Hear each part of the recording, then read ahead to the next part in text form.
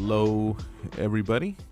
This is Breaking the 180, the podcast that deals with everything going on in the film, pop culture, and entertainment scene. We are back after a short micro vacation, but rest assured we weren't really resting. We were quite busy. I'm Alci. And I'm Sebastian Carrasco. And here we are in 2026. Hard to believe. Hard to believe. The world seems to be careening out of control. That's right. Fascism really is coming back home for the masses. Oh, yeah. However, it's never really left, depending on which communities you ask. But in the meantime, we're here to talk about the world of film. Oh, yeah. We're definitely living through Gramsci's interregnum, right? The time of monsters when we don't know what the future will be, but the old world is dying. But art is still here, cinema's still here, precisely to capture all our dreams, nightmares, hopes, fantasies. And it's a good way to jump into the topic of our first episode for 2026, which is the films that impacted us the most in 2025. 2025, from my vantage point, I'm a little baffled by a couple of reviewers I've seen out there claiming that it was this amazing year for movies. I actually found most of the year quite lacking. There were a couple of moments early in 2025, and of course we'll get into that when we go through our lists. But there were a couple of moments in 2025 early on where I thought, oh, this is great. This is really impacting me. But then there were these long stretches, these long dry spells until the tail end of the year when I saw a couple of more films that really, really did leave a mark. So for me, it was not the best year for movies, but there were still some very, very good ones and some that speak directly to the current state of things.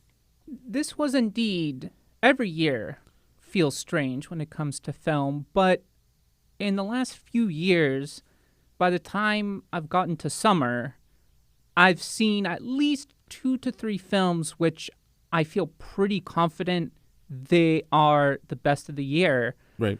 And this year, not only was it hard for me to find those, but the best film I saw this year, and I think one of the most important films in modern film history, I saw very early in January of 2025, and it kind of sat alone in this bracket for months. I did indeed see a lot of very good films, but I think part of film, right, is that X factor, right? That thing that kind of latches onto you, that drives it into that best spot. Yeah, yeah.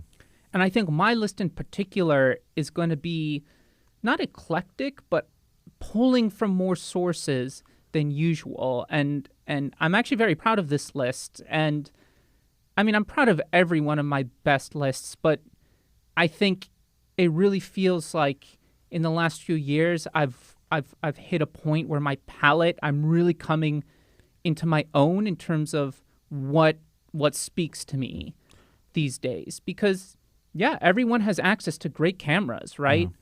But do you have something important to say? I also think any honest reviewer or anyone honestly making a list should approach films in that way as, put aside what's popular, right? Put aside what is buzzing online or whatever, and really assess the film personally, honestly, on what it's doing to you and how it's speaking to you. And sometimes that does align with the general consensus. Yeah. And that's perfectly fine. Yeah. But I think because we've entered this sad turning point where a lot of our legends are starting to pass away, right? Yeah. Those trailblazers who really had not only an impact in the aesthetics that kind of set a precedent in the pop culture zeitgeist. And I say pop culture loosely, right? I'm not talking about Marvel, but in terms of how we think about filmmaking, that I think in general, whether you're the common layman who just watches a film every once in a while, to the cinephile, to the critic that's who gets paid the not so big bucks to review things in a quote unquote professional manner, I think are a bit desperate to try and artificially inflate the next modern masterpiece, the next great director, which is how we got, I think, the travesty of last year with Anora, which I think is just an awful film. But we're not here to talk about that piece of crap. We're here to talk about the best of the year. And I think usually our best of lists align about 60 to 70%. Yeah. And I'm not sure if in this year it will necessarily do that. I know for sure our number one is the same. I think over the last 3 or 4 years, our number one, number two slot tends to be, we're on the same wavelength. Yeah, they're just undeniably that good, those films. But I think usually, I wouldn't say that you're the outlier, but you tend to bring in some interesting curveballs in your list. But I think this year in particular, I think I'm going to be throwing some back-to-back curveballs, which I'm very excited to do. This isn't necessarily a top 10. This is the top 11 because if it's the best, or if I feel like it's the best, then it's going to go on there. It was originally top 10, but then there was a film that the more that we started talking about it, I realized that I had to slide it in there. I know which one you're talking about. Yeah, definitely excited to talk about that one. And I've also included miniseries. As of last year, I do consider miniseries basically an elongated film that's been chopped up into parts. So for sure those will be different because I don't think you include those on your lists. So no, I tend to still relegate miniseries more toward. I mean, it is all shifting, and that goes to what we were just talking about at the beginning of this program, which is the uncertainty in the air, and also how film is now being judged. Because it's true, the digital revolution is shifting everything. Where maybe miniseries really can be considered now films, considering they're being watched at the same pace and in the same fashion as films for a lot of people, right? People are watching movies more and more at home. People are watching movies more and more through streaming. So now you can just kind of swing back and forth between Sinners and Peaky Blinders, right, which I'm catching up with right now, or these limited series. I know which one you put on your list, directed by a very, very excellent master from Australia. And yeah, now it's almost like a director like that is given the chance to fully explore a story on a larger scale, or at least broader scale, because of what streaming affords. So I'm not too surprised if we're just gonna blur the line between the two formats more and more. And I will say I've also found that my best of lists tend to have a line of best fit. There tends to be a theme in terms of what the undercurrent between many of the films are about. And I think this year for me, it's not just memory, but questioning how memory works and what looking into the past is and what we need to do in the present to preserve a collective memory. So in that sense, I guess I'll start with my number 11. 1, 2, 3, 4, 5, 6, 7, 8, 9, 10, 11. 11, don't you be so sad. Being odd's not bad. Which also in this day and age, in terms of independent releases and international releases, it's so bizarre. It's so weird because there's the film festival circuit and then there's the shadow releases. Yeah. But because I found it for the first time in 2025, I'm going to count it. Sorry. And that film is Oh, Canada. Oh, yes. Yeah. Does anyone know Oh, Canada? I bet you that you don't. That movie disappeared. I did catch up with it after you brought it up. Paul Schrader coming back and adding another entry to his recent catalog of work, a kind of Schrader and Renaissance that kicked off in 2018 with First Reformed, his amazing movie with Ethan Hawke as a preacher who's all of a sudden radicalized by the environmental crisis. And this movie, I wish it had got more attention, but you're right. Oh, Canada, fascinating film. Really intriguing character study. It's a really special film, and I didn't know how to feel about it when I saw it. I love First Reformed. I think it was my best movie of 2018. Of 2018. It was either number 1 or number 2, but I think it was number 1. Definitely, yeah. I liked the card counter, and I got a little bit tired of the Gardner one. The shtick. Yeah. It was well made, but it's like it was starting to feel like a certain formula. And out of nowhere comes this picture which really, it interrogates the idea of storytelling. It interrogates the idea of memory. It interrogates how we tell stories, how the brain actually processes information. There are 2 films this year which I think were unbelievably innovative in the way that their stories were told. We'll get to the second film in a bit, but this one I've never, or it's been a while since I've seen a film that really calls into question how our memories recall information. Yes. And the idea of what we find important, which is another little theme in another film we'll talk about. It's a short little film, and it's basically about this photographer played by Richard Gere, who basically flees to Canada to avoid the draft. And he's kind of become a bit of a folk hero as this, big statement against what Vietnam is. And he's in declining health. So this film crew wants to interview him to basically recount this legendary story. Yeah. But what we get instead is there is more to it. A guy questioning his own memory, right? How we latch onto these moments in time that leave an emotional impact on us that may not feel like anything in the grand scheme of history, right? Like, what does this have to do with this legendary, resistance figure against the Vietnam War?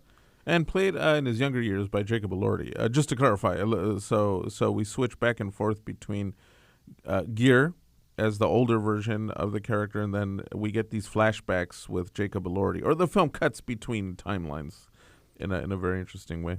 And in one sense, what was kind of hard to grapple with is I couldn't really make sense of, was this film just incoherent? Like, what's going on here? But what you get to is lost figures that, despite being grafted historical significance, we're all people in the end. We all have these lingering doubts, these moments that we feel need to be said, need anyone to listen to us, that are so personal and may not fit into this larger scheme, right, so to speak. And it's so wonderful. Richard Gere is terrific.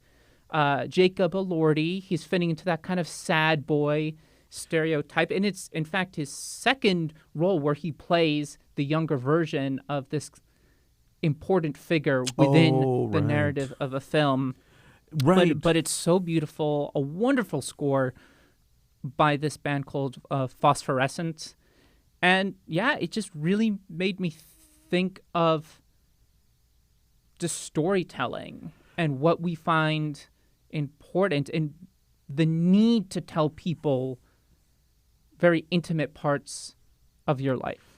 And the issue of guilt too, and it's based on a book by Russell Banks, which deals with, Russell Banks is one of those authors, those boomers who are writing these books now, kind of looking back at, well, the more raw truth of the '60s generation, right? That for every hero, there's also the other detail, the more human details, right? I mean, a lot of people it's funny we're talking about Oh Canada right now, because for some reason it made me think of how everyone right now, or at least a lot of people on the left or in activist circles, are trying to figure out why Noam Chomsky's in the Epstein files, right? And Oh Canada,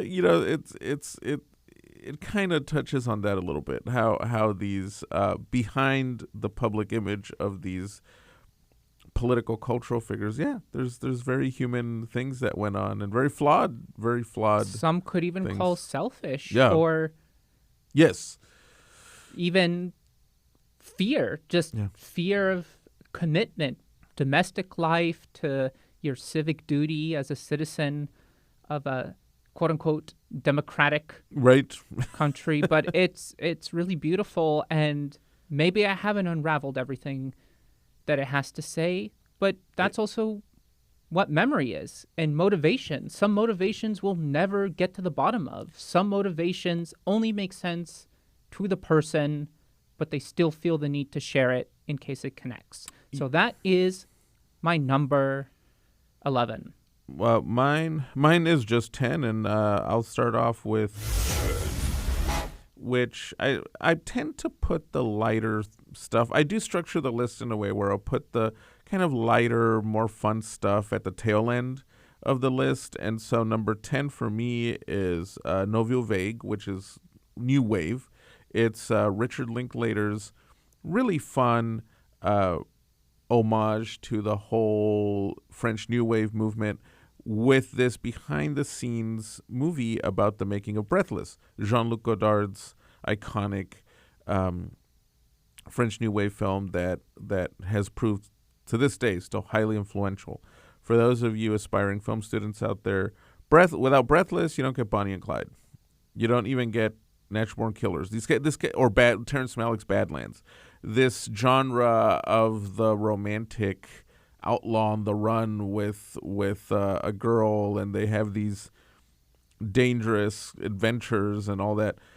But in Godard's case, he also used that film, first off, to kick off his own career as a director, and to also play around with a lot of film technique. And so the use of jump cuts, for example, the way he used it in Breathless has kind of became later on a standard in the way films, or at least particular kinds of films, are edited. But in Linklater's hands, it's just a fun behind-the-scenes movie. If you've ever been on a low-budget shoot, if you've ever been in a film student shoot, if you've ever just gotten together with a group of people to try to create something, and you've had to deal with everything from schedules to resources to locations, this is a real fun movie about that sort of experience, while at the same time introducing you to a lot of characters from that period. So the cast, meticulous. I mean, it's amazing how he found these faces that look exactly like the people they're playing, like the real historical characters. Even the little tiny cameos by famous art scene characters of the time, like Jean Cocteau, Chabrol. They look exactly like the real people. Francois Truffaut looks exactly like the real guy. And for you cinephiles out there that check out the movie, Linklater shoots the film in a way where it doesn't even feel like a modern interpretation of these events. It looks like something that was shot and edited in 1966 or in 1965. So it's a very, very fun piece of history, an homage to a particular film movement, and the kind of movie that then also gives film students bad advice, and they're all going to want to be Godard after watching it. So that's my number 10. Like I said, I always start with something fun, something light at the bottom, before getting into the real heavy stuff. But that is fascinating with Linklater, because one of those guys that just keeps working, keeps putting out stuff. This year he has 2 pieces that came out, both of them that deal with kind of the behind the scenes of Blue Moon, famous figures and pivotal moments in, I guess, entertainment history. Yeah, Blue Moon, which snagged an Oscar nomination for Ethan Hawke, is also very good. I really enjoyed it. If I think it might have made this part of my list if he hadn't made the Godard film. But Ethan Hawke in Blue Moon plays Lawrence Hart, who wrote the song referenced in the title, Blue Moon, and he was also the big songwriting partner of Richard Rodgers, who later had to kind of just part ways with Hart, and then he formed the famous partnership, of Rodgers and Hammerstein, and they made all these famous, iconic musicals. But Blue Moon is also worth checking out. It takes place in one night in this New York bar where Hart comes in to get a drink, and it becomes this heartbreaking but fun portrait of an amazing talent who can't let go of his own foibles and his own vices, basically. Hey, at least it sounds like he's come back strong this year, because in 2024, I hated that film Hitman. Oh, I've not seen it. It was just such a pointless film. But he's like Soderbergh. But speaking of not pointless, my number 10, it's going to be, we can debate what year it came out and international releases, but I'm sorry, I caught up with it. I looked it up. Its official U.S. release was March of 2025. Oh, okay, yeah, that counts. And that is Seven Veils director Atom Egoyan, who directed kind of cult classics called Chloe. Exotica, directed The Sweet Hereafter, which is amazing. And a fabulous film with Christopher Plummer called Remember. Oh, yes, fantastic movie. And this is one of those special films that does a nesting frame narrative, much in the same way as Drive My Car, where in Drive My Car there's this play that our main character is actually the director of. And in Seven Veils, Amanda Seyfried, who terrific act, I mean, wow, absolutely knocks it out of the park, is basically taking over a restaging of one of the most famous operas of all time, Salome. The Strauss, right? But here's the thing that's so fascinating. This actually blends the real restaging of Salome that Atom Egoyan himself directed. And it's this fascinating portrait. So she takes over this production from her lover who passed away. His name is Charles.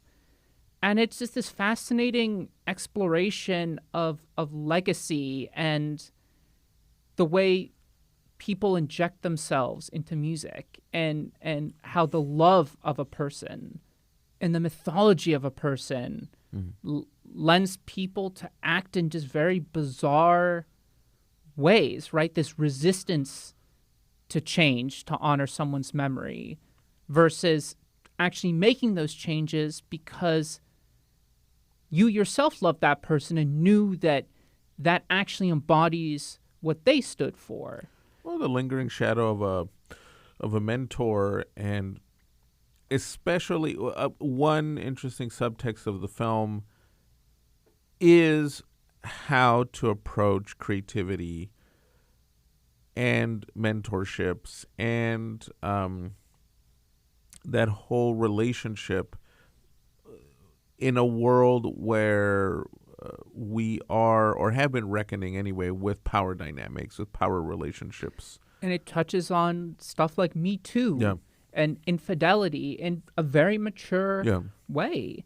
It's probably one of the best films that tackles childhood trauma in a way that, I don't know, it's mature, right? Because sometimes when you deal with heavy themes, you fall into that trap of exploiting that subject matter, in trying to tackle it. It doesn't have to get bombastic. Exactly. Yeah, And through the staging of Salome, all these things become are revealed to us. Well, it does something I really enjoy too with films like this, where it takes a classic work of art, right? In this case, the Salome opera based on the Oscar Wilde play, and you see it in a different light, right? You see it in a different way, and this is a bit of a broad comparison, but it's a movie that's not on my list, but I enjoyed it. Chloe Zhao's Hamnet does that as well with Hamlet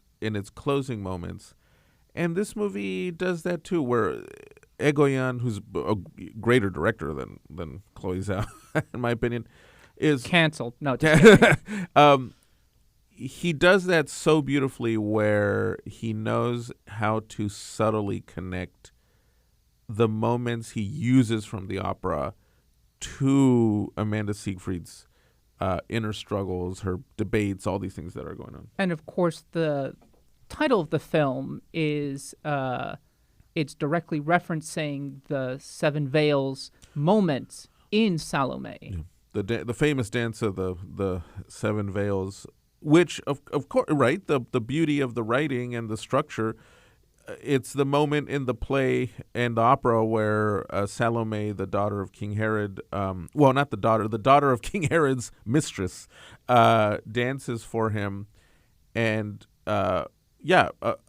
takes unveils her body by taking off these seven veils, but at the same time it can be a metaphor for what's buried underneath, what veils do we put over our memories, our relationships, our life experiences. And it also deals with the very, complicated matter of infidelity. Yeah. And very few films deal with that in a way where it just feels human, right? Yeah. I think for a lot of people, the idea of cheating, right, it's easy. Okay, the person who cheated is the bad person, or black and white, they did it because their current spouse is abusive. But the dynamics that come into play, one important aspect of the film is that Charles, and we never see him, by the way. We never see a picture of him, which I think is a brilliant, brilliant decision from Egoyan. No pictures, nothing. He's married to basically the artistic director of this opera house in Canada. So Amanda Seyfried, right, also married, cheats on her husband, and they have a kid with Charles, who's married to the artistic director. And the artistic director of this opera chooses her to stage this. And I think initially one would assume, and that's what I initially thought, that, she's setting her up to fail. But I think one of the more mature tapestries that's woven into this larger piece is it almost feels like this opera director asks Seyfried's character to do this as a way to see what Charles saw in her.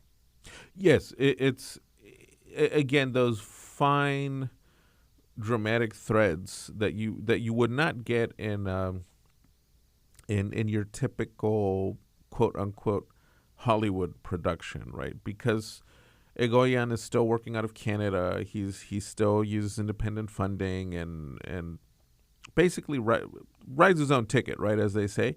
He has the freedom to explore these stories in this way. If you check out Seven Veils and really like it, I highly recommend his other movies, Exotica, which remains his best-known movie from the 90s. But a lot of them are on Criterion. A lot of them are on the Criterion Collection. Exotica is on the Criterion Collection.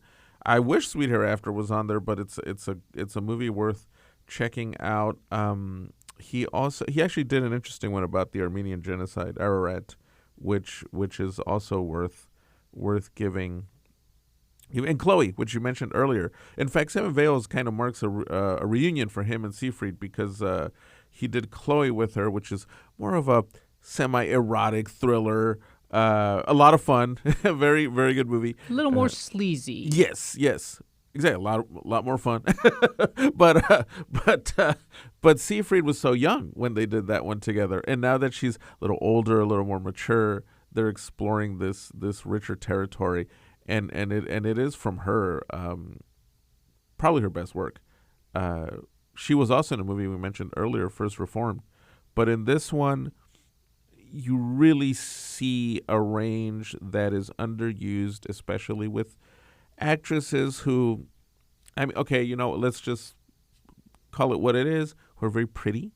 They tend to sometimes be underused by their directors, and Egoyan knows how to pull really good things out of her in this one. So that's my number 10. Now, my number 9 is a film that I knew nothing about when I walked in, and it became a pleasant surprise, and it's a film called Sorry Baby by Ava Victor. It's her directorial debut, and this is one of those very simple stories that contains a lot. And Victor plays, she's also the main character in the film, and it's the story of a young woman who we first meet in her early 30s as a professor, who lives alone and still sees her friends. But then the film goes back in time to around 10 years earlier, when she's a promising American literature student in college who's coming under the wing of this charismatic young professor who admires her work, who's always championing her. And then one night when she goes to his place, supposedly to talk about her latest research, he rapes her. And the rest of the film doesn't go the way these stories tend to go. It's not about her getting payback, trying to get revenge. so it's not Emerald Fennel then? Exactly. Yes. No. Exactly. This I would call this the antidote to movies like Promising Young Woman. This film is about in a wonderful and delicate way, the way trauma shapes your personality, and how people who have undergone this kind of traumatic experience, it seeps into their pore, right? Into every pore of their being.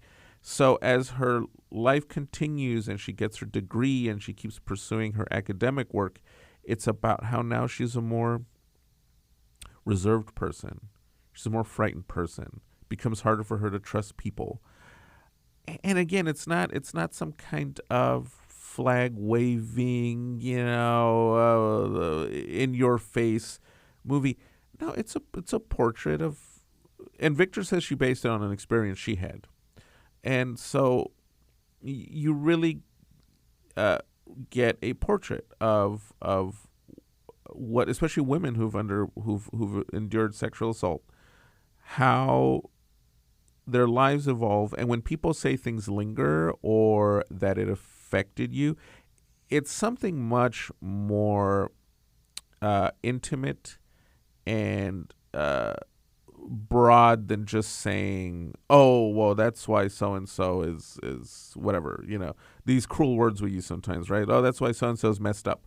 Something. No, it really is about how, there's a scene where she goes to do jury duty, and the nature of the case forces her, when the potential jury is being interviewed, it forces her to tell the lawyers in front of everybody, look, I can't serve on this jury because this event happened to me a couple of years ago. And I'll add that this is one of those movies on my list that I added because of the way the film affected me personally. And what I mean by that is, the directing is very good, the writing is very good, and the acting is good in the film. But the way I responded to the movie was beyond paying attention to all those things, in that the performance is so honest that while watching it, I started thinking of people I've met in different places, whether at school, whether at work, and how it felt to me that this movie was explaining to me or giving me a window into maybe why they had particular personalities, particular responses to certain things, particular attitudes.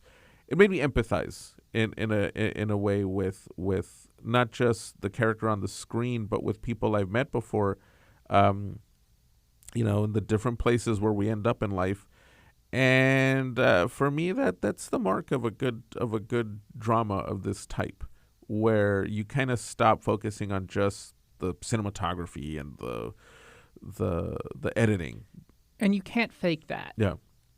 You can't fake that. And that's one thing I'm so sensitive to. Like I mentioned when we opened, almost everyone has access to a good camera. Yeah. Not even necessarily like an Alexa, but even our iPhones. But so many people don't have something to say, so they overdo it. They create all these constructions to make it seem like they're saying something. And yeah, maybe they are, but it's not honest, right? There's not, I'm not saying dishonest, but emotionally honest. You can't fake that in a film, right? When we did our tribute to David Lynch, one reason no one can ever replace someone like that is all his films had this emotional honesty that came out in these beautifully abstract, horrifying ways. You can't fake that. And it sounds like Sorry Baby is one of those films that it just gets it. It finds a way to translate those nuances in a way that if you haven't suffered in such a horrible way, that you're still emotionally affected by it. No, exactly. And who knows what Ava Victor will make next? I mean, who knows if the next movie will be this good? But as a debut, she did what should be the smart approach for a lot of first-time directors or first-time screenwriters, which is that's what they mean by saying write what you know. Right, like she could have done, the Emerald Fennel thing and done some kind of, candy-colored thriller addressing these issues. Said, no, it's like, you know what? I went through this, so I'm going to write about it. And that's the story I want to tell. And we rarely get that anymore with movies. We get a lot of, calling it sincere, calling it honest. I think it's the nail on the head because we're not getting honest, sincere movies that often anymore from directors. Let's just hope her second film can live up to the first one, because that's even harder. As long as it's not Marvel. Talking about you, Chloe. Just talking about you again, Chloe Zhao. Well, speaking of emotionally honest, I know for sure this is on your list, but I think it might be higher up. And this one, The Secret Agent. Oh, yes. I have been anticipating this one ever since Cannes. Yeah. We didn't go to, but we knew it premiered there. It won some awards. And Best Actor. Best Actor. Wagner Moura. Who is also getting a lot of love this award season. Yeah. And I just wanted to not know anything about it. I have grown up fascinated by history. That was one of my majors in my undergrad. I studied Latin American history during the Cold War, which is the most ironic name of all time because it was bathed in fire and blood. Yeah. Henry Kissinger, I hope he is eternally burned in hell for everything he did.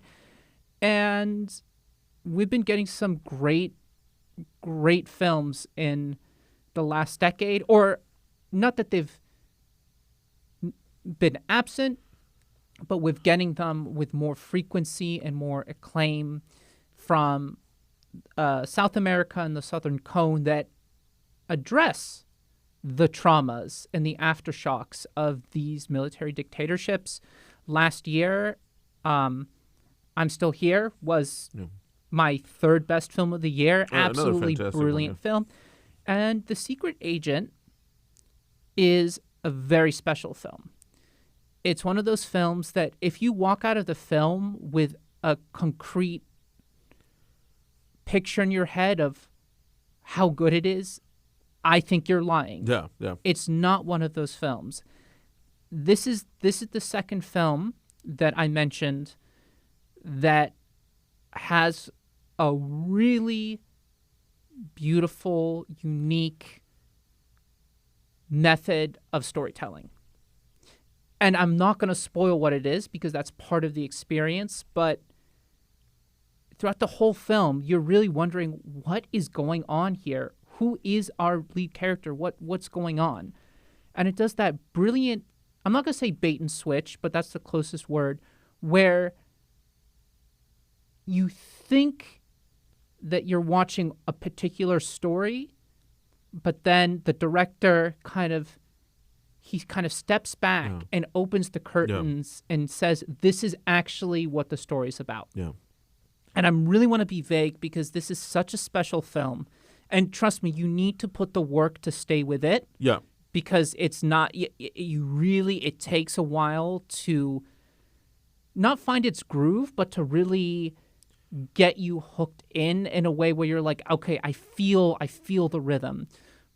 But it's another brilliant film about memory and about how life was like under these regimes. Not everything was this spy thriller, this intense psychological spy thriller, but how people who were fleeing horrible situations, the things that they were thinking about, what they were seeking in their attempt to find freedom, and what place they had or didn't have in the grand scheme of history.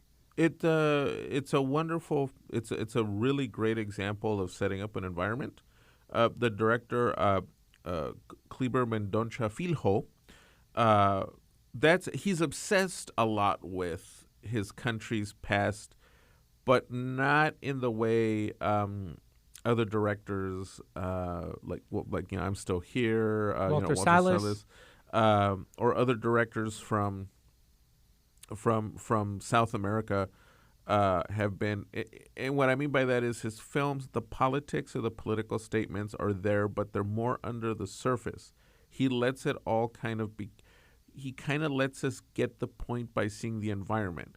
So, for example, one of his more popular films before The Secret Agent was a film called Aquarius, about a former music critic who has been living in her apartment since the 70s, but now the place is getting gentrified. So they're trying to muscle her out, these landlords. And you're into her struggle, but at the same time you can tell in all the little details he's commenting on the lingering aftershocks of the dictatorship, the current social conflicts that are still going on in Brazil, and all that. In The Secret Agent, it's not like he has to tell you, oh, Brazil is being ruled right now by a military dictatorship. It's all there in when the social interactions. I mean, the ease in which people talk about killing and death, right? I mean, it's also one of those where it uses dark humor, and I'm not saying like ha-ha, but these things become so normalized for the perpetrators, right? There's a great scene when a body is being dumped, and just the way that it's happening. No, it's not out of the ordinary. These guys, this is what they do. Or how we see these office workers coming to work in a what do they call it, hippie vans or whatever, that particular van design, like a combi. And but instead of playing the kind of music you would expect people to be playing in the morning on their way to work, it's like military marches, that are playing, and that's the atmosphere, that's the environment that everyone is just kind of going about their daily lives aware that there's this particular system in place. And he uses this brilliant backdrop of the famous Carnival. Yes. So even Carnival is still going on. Yeah. And again, I think it's one of the most incredible production designs of the year in terms of, I mean, literally you're watching scenes of the film and you're just like, Oh, it's like you're time Are traveling. you in the 70s? Like, how did they do that? Like, this is just extraordinary because it's not just costumes, right? One thing you have to remember, and I hate this about so many modern films, especially the ones that go onto Netflix, everyone is too clean. Yes. Everything is like been starched and pressed 50 times.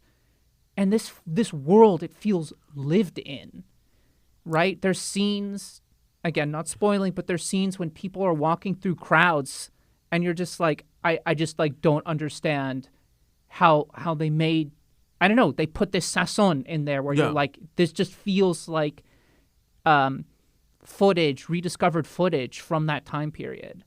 No, it's so true. The choice of shots, the way the offices, the houses, everything is structured, it feels like time travel. It feels like this is a real environment where people go in and out every day, where people are living. You feel that Brazilian heat. And it doesn't have to, and it doesn't resort to cliche plotting.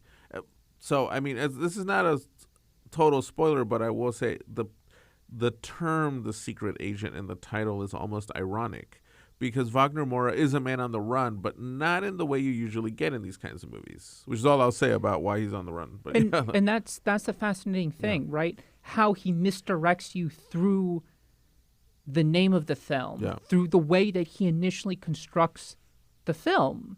Right, that opening scene. I mean, you're just waiting for a shootout to happen. Exactly. And he likes to have patience in a immersive, hypnotic way. Which what you said earlier about the movie, it takes its time to get its groove going.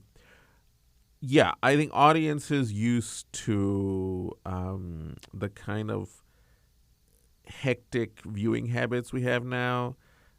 This is not the kind of movie where you should be checking your phone, basically, where you should pause to check your phone. You need to really let it pull you in, like that shot, like that scene of the two goons just driving through a late night road and Donna Summer's playing on the radio, and he just holds the shot, right, just to make you feel that particular moment. I guess it's the kind of thing we would call slow burner these days, but I would call this one more immersive. It's not slow burner in the Better Call Saul way or something. No, it's waiting for that moment when it feels like you've fallen into the footage yourself. And again, I really am trying not to spoil, but the way that it also asks questions about what it means to do the right thing, and when you don't make history, that legacy that you have, not just on the idea of resistance, but on your family. Exactly. If your family doesn't remember who you are, was it worth it? Right. Well, I like you. I like that you brought that up, because what I like about stories like this is I love films that look at these microcosmic stories in history, where instead of making it about some super famous Brazilian figure from the time, like I'm Still Here, which is an amazing film. We're not knocking that at all. Amazing film, but it's a case that's well known in Brazil. It's basically about, you still get that satisfaction at the end of I'm Still Here, that the public becomes aware of what happened. The Secret Agent is about those names, those people you never hear about, you're never aware of, who lived in these times, who still dealt with the way a fascist dictatorship seeps into the way business is done, the way offices are run, the way university research is allowed to operate. Exactly. So I think that's part of the beautiful achievement of this film, that it puts you in that moment in time, almost in an unconscious way. Like, you're not sitting there like, oh wow, this is the Lula's grandfather or something. It's like, no, there were so many countless lives. There were so many lives like this. That was the reality for, and I really don't mean this in a disparaging way, but people that end up kind of as a statistic. Yeah. But yeah, it takes work, but very beautiful, and that's why it's my number 9. I know it's higher up on your list, but we'll get to that briefly when we get there. Oh, yeah. So now,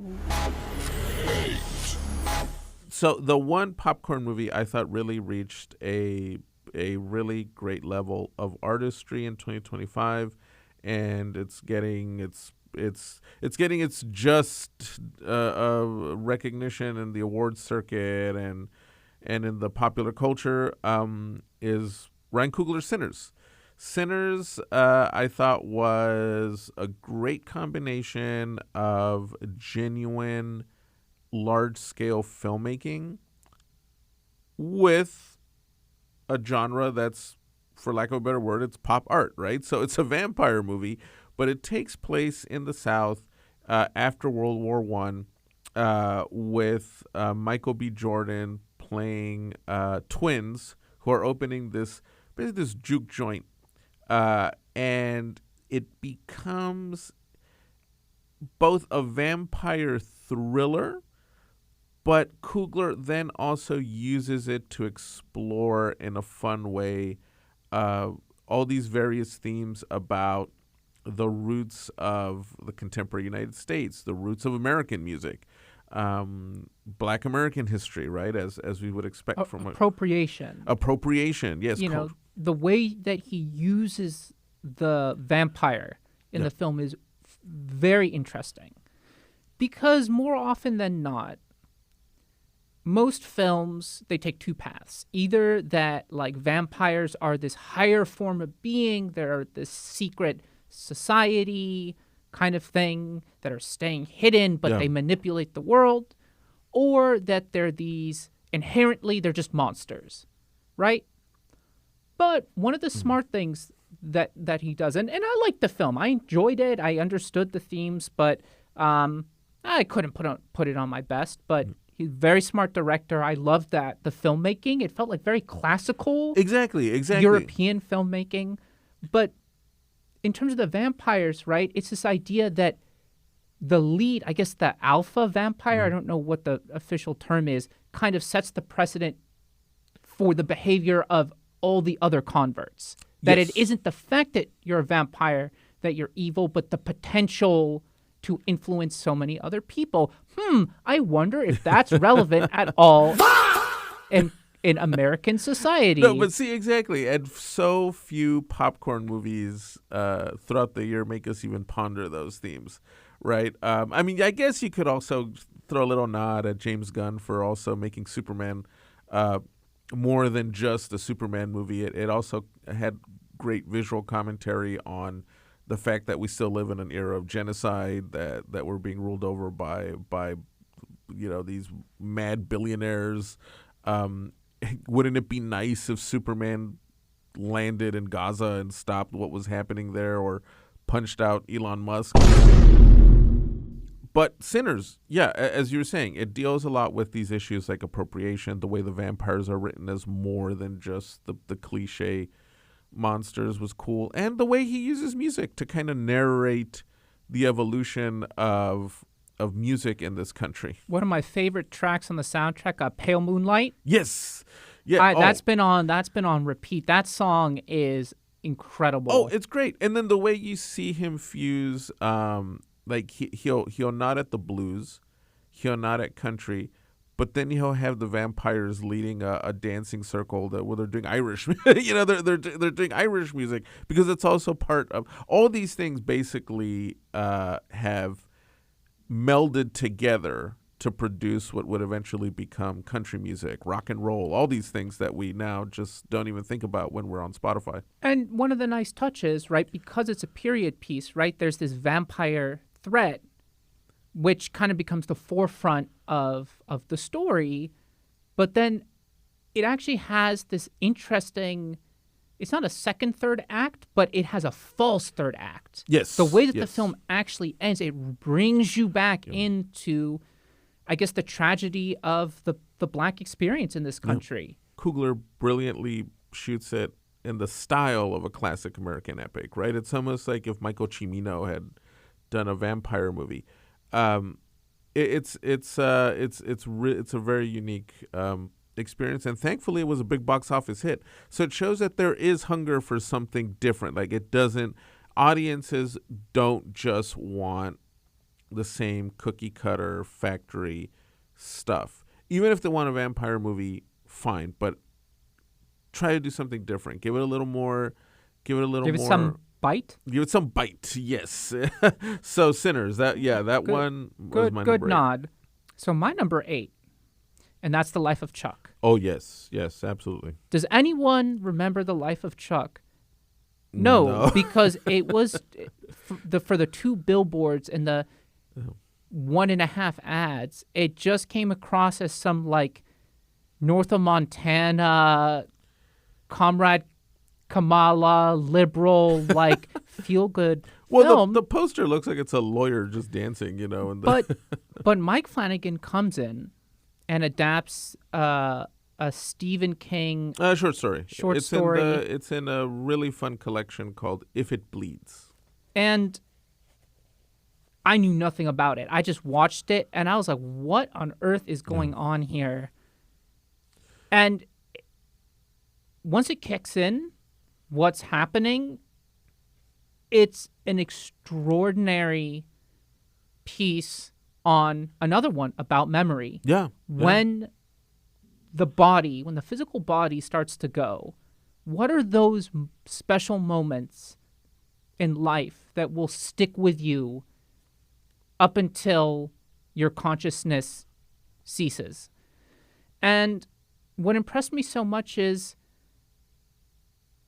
at first you think it's just a feel-good story, but it addresses tragedy. It tackles death and how that affects people and the suddenness of it. How do we even comprehend tragedy? Like, we know that death and taxes are absolutes in life, but somehow when it still happens, we just it's that fight between the rational and emotional. Like, where does our mind go? How do we process that? And it's done in such a succinct way. It has one of the most beautiful scenes of the year. Oh, yeah. In the second act, Tom Hiddleston, I think, gives one of his best performances of his career. Oh, yeah, without a doubt. Yeah. Well, we'll go on to number 7 already because they're basically in the same spot. You must have been a surprise to you too, right? Going in, you probably thought the same thing I thought. It was kind of funny. I read the story before seeing the movie, and my question while reading the story was, how's Mike Flanagan going to adapt this? Because the short story, the film ended up being pretty close to the short story in that Stephen King starts it with this idea of the consciousness flickering out, right? Like what is going on in your memory banks, in your consciousness when it starts to flicker off? Because if one just keeps it down to the level of basic science, when we're dying and the brain is shutting off, it's basically like a giant battery, right? Like a giant electric powered machine that's starting to go out. And Flanagan, what surprised me was how Flanagan captured so well the text without compromising. He doesn't take any safe avenues to explain away the unreal or the, I guess if you want to call it, fantastical aspects of or surreal aspects of the narrative. And kind of like Sorry Baby, I responded to this movie first on a personal level in that it was the only movie I saw during the summer where I walked out genuinely thinking about life, right? And these broader and deeper questions about life and where you are in life, mortality, what the experience of death must be like, how we look back at our memories as we get older or as in the case of the film, as we're dying. King came up with this great element to the story, which Flanagan keeps, which is that the Hiddleston character, it's not like he's some elderly man dying. He's 39, but the thing is he's been struck by cancer. He's your age. Yeah, exactly. He's been so that's what I mean. I walked out of the movie with this very personal attachment to it, because I walked out thinking, what if I just realized I'm about to die, like right now at this point in my life?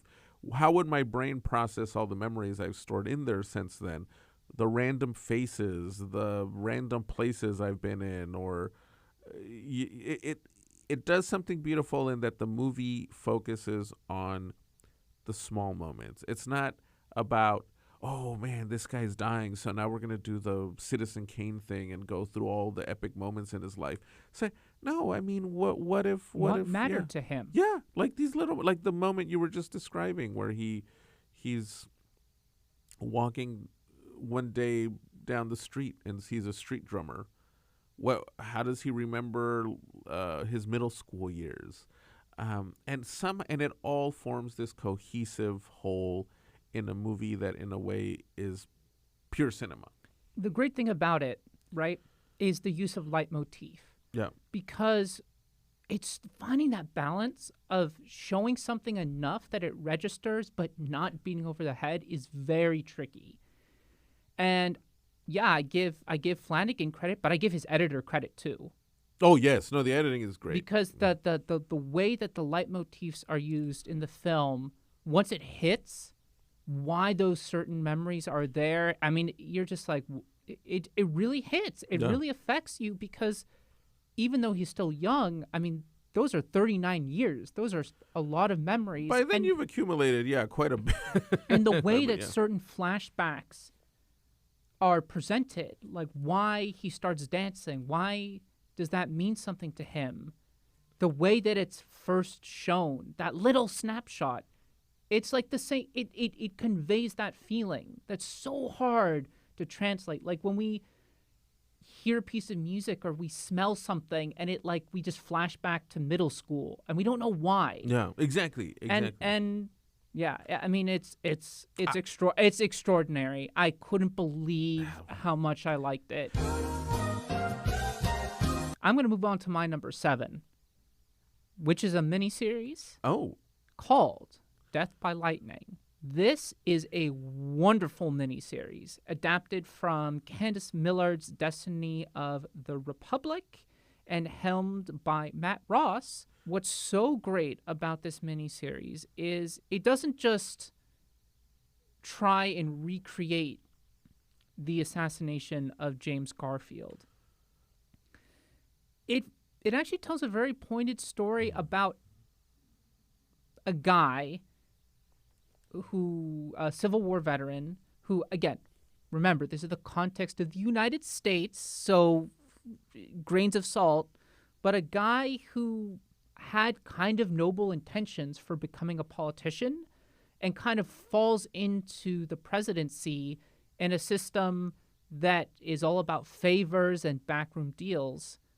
And on the other side is this kind of loser, Charles Guiteau, who thinks he's destined for greatness, but is completely delusional. Yeah, right. He thinks so highly of himself, but he never puts in the work to achieve anything. And he kind of becomes obsessed with Garfield. He thinks that because he handed out a few pamphlets that he's going to get a job in his cabinet. But it actually becomes a really, I don't know, one of the best insights into parasocial relationships, which is become more relevant in the modern age with streaming culture and the way people become so personally invested into politicians and celebrities who don't care about them. They don't know who they are, but people suddenly feel so attached to them as if they were their best friend. Well, there's also this, I haven't seen the series. I keep hearing it's fantastic. I need to make time to watch it. But it is a vital phenomenon to keep exploring, because some of these shooters who've assassinated political figures or killed or tried to kill famous figures, they do have sometimes that common thread of consuming things or having an overinflated sense of themselves Lee Harvey Oswald, for example, if he Allegedly. was allegedly if he was the guy if he did kill Kennedy, but his personal biography, everyone who knew him agrees that he was like this character. He had a very inflated sense of himself. The Soviet Union expelled him because they found him so annoying. Yeah. The same way that Jeffrey Epstein rejected Elon Musk from coming to his island because he was so annoying. The guy who shot Reagan, right, thought that he was going to impress Jodie Foster. The guy who shot Lenin also had crazy narcissistic fantasies. There's that pattern where you see all of a sudden you yourself have cast yourself in some kind of drama or some kind of scenario where you've become in your own mind some kind of agent of history. I'm sure we'll probably learn that about the guy who tried to take out Trump, or the guy who killed, was it the former prime minister of Japan, like a couple of years ago? These guys all have similar patterns, and it sounds like the show does a great job in showing how that was the case with the Garfield assassination. And I can't imagine now, with all the stuff we're consuming every day on social media, it must be even easier to just kind of obsess yourself. Oh, totally. Yeah. And one thing it does well is, I call it a story that is pretty much just a trivia fact. Everyone knows James Garfield because he's on a trivia card about having the shortest time in office and being one of a handful of presidents who were assassinated. Yeah. And again, it's a U.S. president, so you have to remember that there's like an implicit kind of criminality to that position. Right. But within that context, it actually tries to do justice. It tries to, give him some just desserts. Michael Shannon is fantastic. Betty Gilpin as his wife is also just gives such a great performance. And Matthew McFadden plays that kind of different unhinged of a guy who thinks that the world owes him everything and that he just can't accept that he needs to actually put in the work. He steals from his family, right? He thinks that, he's so self-deluded that he thinks that by killing Garfield that he'll enter the halls of history and everyone will write about him and want to interview him. And the way that it twists upon that, I think is fantastic. The opening shot of the miniseries is great because it's a couple guys walking through like a storage warehouse of like artifacts, American artifacts, and someone kicks a crate and his brain just rolls out of a jar. But no, it's fantastic. It's great because in his case, right, I think what you mentioned earlier is so true.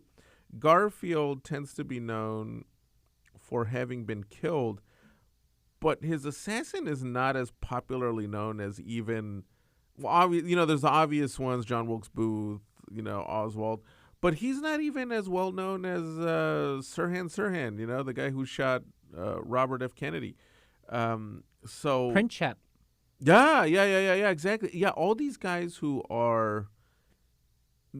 did gain notoriety, and yet this guy, Garfield, I can't even tell you Garfield's policies, like what Garfield's most famous policies would be. And I have to do another shout out because of the cinematography of the whole show. Shot by Adriano Goldman, who worked on The Crown and Sin Nombre. This is beautiful. He finds this wonderful balance of illuminating 1880s Washington through the bronze lighting of the time in nighttime, but also how he uses very high-key, overpowered lighting during the daytime to kind of that envelops the halls of high society. Which is cool because Netflix movies don't always, they were kind of falling into the Marvel pattern of the miniseries, kind of just looking, unless it's something made somewhere else, like Peaky Blinders, right, that is then distributed by Netflix. And believe it or not, Ramin Djawadi, who does a lot of work on a bunch of films. His score for the whole series is fantastic. I don't know why he decided to cook the way that he did, but it's a wonderful score.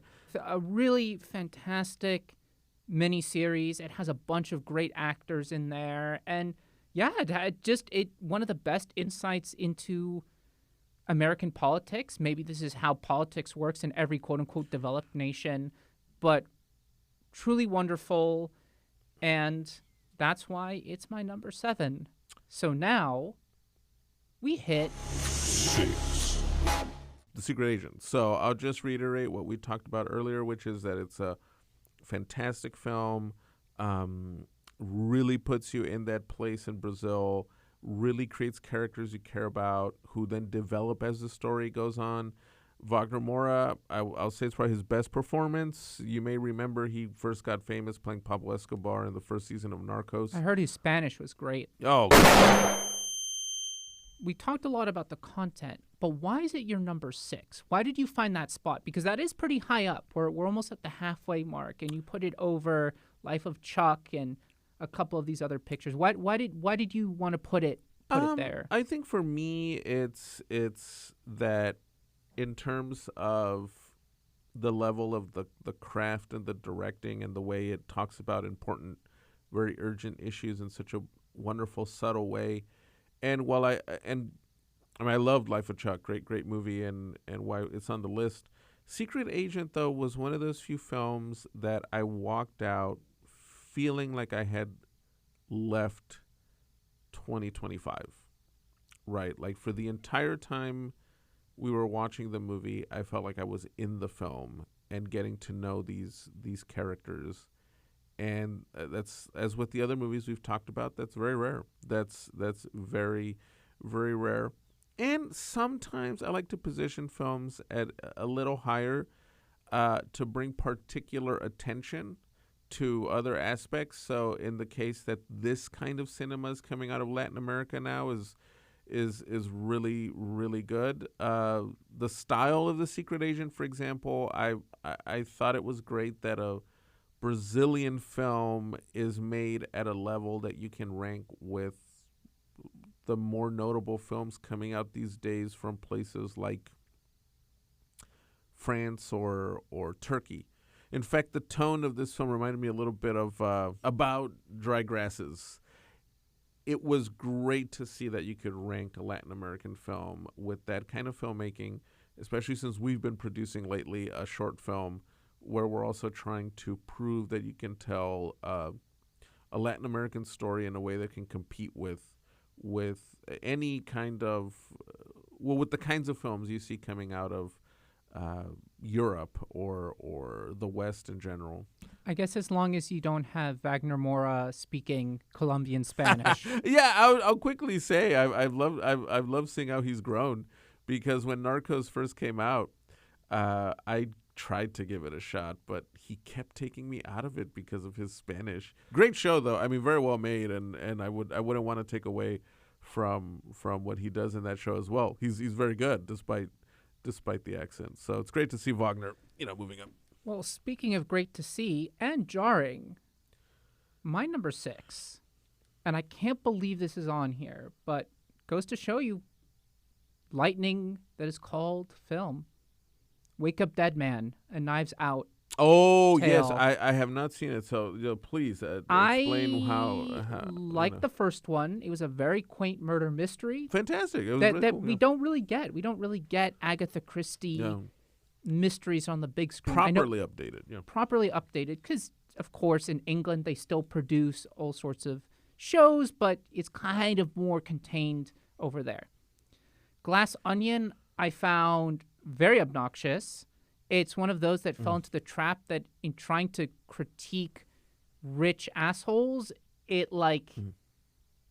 just became annoying. It didn't critique the annoying. It just became annoying. It wasn't as fun, as the first one. Yeah. And then in this third one, the whole thing takes place in a church, and I was just kind of bored, so I watched it and I thought, it's gonna be whatever. No, it's absolutely fantastic. It's kind of fantastic, and bear with me in my train of thought. Very, very different film from what I'm about to say. But the way that it finds the nuances of what faith can be and the ways that people pervert faith, it takes that approach the same way that Paul Schrader took that approach in First Reformed. Oh, wow. In the sense that very different films. So it's not about the content. But it takes that approach as if the director was very familiar with the church, as if they grew up in it, which Paul Schrader did. Right. As I found out, so did Rian Johnson. Oh, I didn't know that about Rian Johnson. So did Rian Johnson. And yeah, we just don't, especially from Americans, we don't really see films that understand the value of faith. Because, as many people pointed out on the internet, not everyone who is religious is a bad person, but some of the worst people you know on the planet are religious. Oh, absolutely. Some of the most despicable people you know will be religious. So it's so easy to just write off religion in that way. Well, the extremity of a particular form of believing, whether it's religion or even political stances, as we've seen, And ideology. The way the mystery unfolds around protecting a church and the idea of loyalty, faith and loyalty, are the two main themes of the film. And can loyalty to the way someone leads a church coexist with what faith means? And at what point does a religious spiritual leader become a grifter and they become political, and how desperate people kind of can become enraptured in the idea of religion as this kind of club, and how dangerous that can be, and how it either poisons the mind and or empties the wallet. And yes, we have Benoit Blanc, who is obviously Daniel Craig has a lot of fun with the character, but what's also remarkable is the character himself never makes fun of religion and religious institutions as a concept. He'll always say stuff like, this isn't for me. What he does critique, though, are people who have this warped sense of self because of power-hungry religious leaders. The way that the whole mystery, again, revolves around that. It's actually directly tied to all these themes, I thought was so wonderful.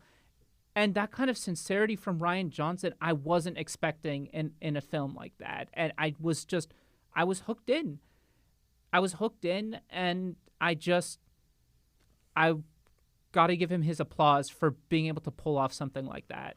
And almost a bit like to compare different movies, it sounds like he accomplished close to what I was saying earlier about Sinners, right? This idea of taking what's usually a popular genre, Knives Out, right? The first movie's great, but when people think about this franchise and this genre, it's the murder mystery aspect, right? Like, ooh, who did it? What's the twist? What's the twist? And you have to pay attention to the entire ensemble of suspects.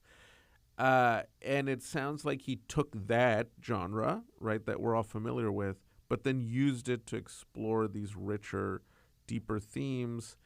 And it's always great when a talented director does that with genres we think we know, but then we end up getting something more fulfilling out of the experience. Much like Father Jed in the film, who is played by Josh O'Connor, who kills it.